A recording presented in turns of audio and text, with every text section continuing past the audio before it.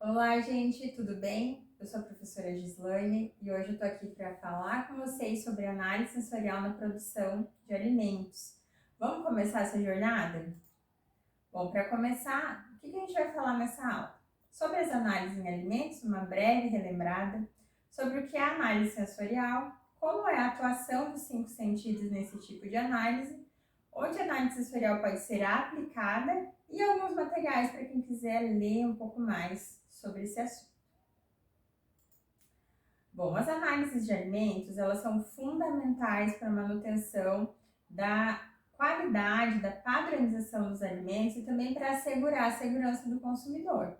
É por meio delas que a gente consegue detectar várias coisas dos alimentos. A gente tem as análises físico-químicas, eu vou falar bastante sobre a composição. A gente tem as análises microbiológicas, que vão falar sobre a ausência ou presença de micro-organismos em determinado alimento ou bebida. E a gente tem as análises sensoriais. A análise sensorial, a gente tem diversos métodos que podem ser utilizados, e essa análise sensorial, fala dos sentidos, ela usa os sentidos humanos. Aqui a gente tem uma definição que fala exatamente sobre isso. A análise sensorial, ela usa os sentidos para evocar, para trazer à tona as percepções, e depois ela usa métodos para poder medir, para poder atuar no resultado que essa análise traz. É como um equipamento que você vai lá, ou uma análise química, que você faz uma reação e detecta algo. Só que nesse caso, na análise sensorial, o equipamento é o próprio ser humano, usando os sentidos. E quais são os sentidos que podem ser usados na análise sensorial? São os sentidos humanos. Então, a nossa visão, o nosso olfato, a nossa audição, o nosso paladar e o nosso tato. Começando então pela visão, a visão permite a primeira interpretação sobre o alimento. Pela a visão, a gente consegue ver como é a cor, como é o tamanho, a gente consegue até ter uma ideia de como será que é a textura, porque a gente já olha, a gente já relaciona com algo que a gente já conhece. A visão, além de proporcionar tudo isso, também tem toda a questão das cores. Algumas cores, elas já chamam mais atenção do que outras. Então, ela é realmente aquela questão de que a primeira impressão muitas vezes é a que fica. Depois a gente tem a audição. Será que a audição ela atua na percepção de um alimento? Claro que atua, né? Você já abriu um refrigerante, uma latinha, se você não ouve aquele tss, você já fala, ih, não tem gás. Você já acha que tem alguma coisa errada. Mesma coisa, você vai mastigar um biscoito, não faz aquele... Se não faz, você fala, tem alguma coisa errada. Então a audição dá, assim, muitas percepções sobre como aquele alimento é, percepções de textura, e tem muitos atributos que a gente espera do produto que a gente consegue observar se eles estão presentes ou não por meio da audição. Bom, depois a gente tem o olfato. O olfato permite a nossa percepção de odor e de aroma. E eu vou falar um pouquinho dessa diferença, tá? Odor é tudo que a gente sente pela via nasal. O que é essa via nasal? É a parte aqui da frente, tudo que a gente sente, percebe, ó, aqui tem a área da percepção, né, desse odor. Então, ele entra pela via nasal, a via da frente. Os aromas, eles são percebidos pela via retronasal. Pode ver que ele atinge o mesmo local, tá vendo? Mas a rota para atingir esse local é a rota retronasal, por trás do nosso nariz. Então, ela só ocorre quando a gente mastiga e libera esses odores que também vão ser percebidos por esses mesmos capilares, tá? É por esse motivo, gente, que às vezes a gente come alguma coisa e fala assim, nossa, aqui tá com um gosto de desinfetante, isso aqui tá com um gosto de sabonete. A gente nunca comeu sabonete, mas talvez nem desinfetante, né? Mas talvez naquele momento, o que aconteceu? A gente está tendo uma percepção de aroma pela via retronasal, ou seja, aquele alimento está liberando alguma coisa que está trazendo a memória de uma percepção que a gente sente geralmente pela via nasal. Por quê? Porque a área de percepção é a mesma, mas a rota é diferente. Legal, gostaram de aprender isso? Então vamos continuar.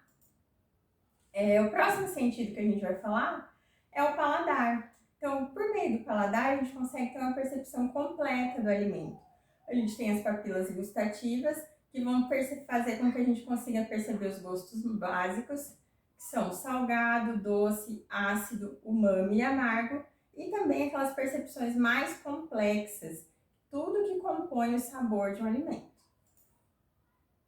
O tato, ele também atua, né, na análise sensorial. Por quê? É por meio do tato que a gente consegue sentir qual que é a textura, muitas vezes, como é a consistência. A gente consegue perceber se aquele produto está gelado, se está quente, mesmo antes de consumir. Tudo isso por meio do tato. Agora vem o desafio. Como usar tudo isso no dia a dia? E a análise sensorial pode sim ser aplicada, ela é muito aplicada na produção de alimentos e de bebidas, né? Tanto no controle de matérias-primas, né? Assim, quando uma matéria-prima chega, ela já pode ser degustada para ver se ela está como ela deveria estar. Nos produtos acabados também pode ocorrer essa avaliação. Quando a gente vai desenvolver um novo produto, então a gente vai sempre submetendo as análises para ver se está atingindo o objetivo que a gente tem, para analisar até mesmo as reclamações que a gente recebe dos consumidores. O que será que está causando a estranheza desse consumidor? Ou o que será que está fazendo com que esse consumidor goste tanto? A análise sensorial pode atuar em tudo isso. E também para monitorar o mercado. O que será que o meu concorrente está fazendo diferente? Por que será que aquela marca X faz tanto sucesso e o meu produto não faz? A gente pode sim aplicar técnicas de análise sensorial para isso. E existem muitas técnicas, gente, existem muitos métodos.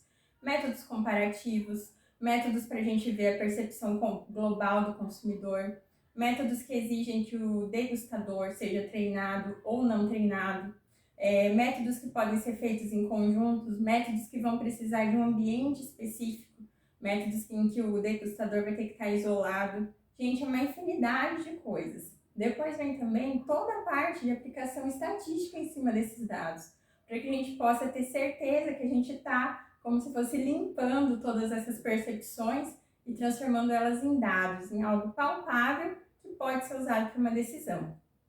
Isso, gente, é muito legal, é muita informação. Hoje é só um pouquinho mesmo para vocês ficarem com aquela vontade de aprender mais e para vocês já perceberem no dia a dia de vocês como que a análise sensorial está presente.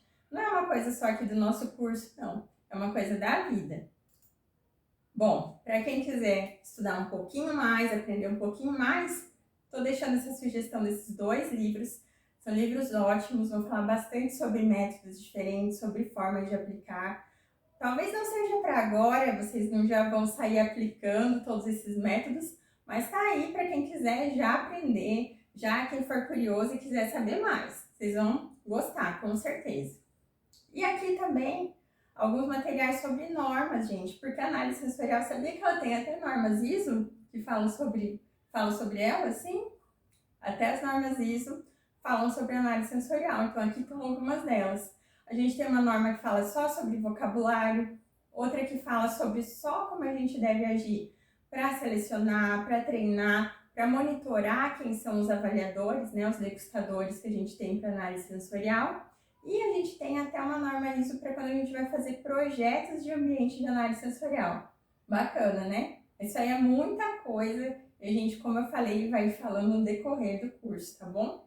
Espero que vocês tenham gostado. Eu estou à disposição de vocês. Qualquer coisa que vocês precisarem, me procurem para a gente viajar e aprender e aplicar cada vez mais esse tipo de análise que é muito relevante e faz toda a diferença na qualidade de um produto. Um beijo, gente!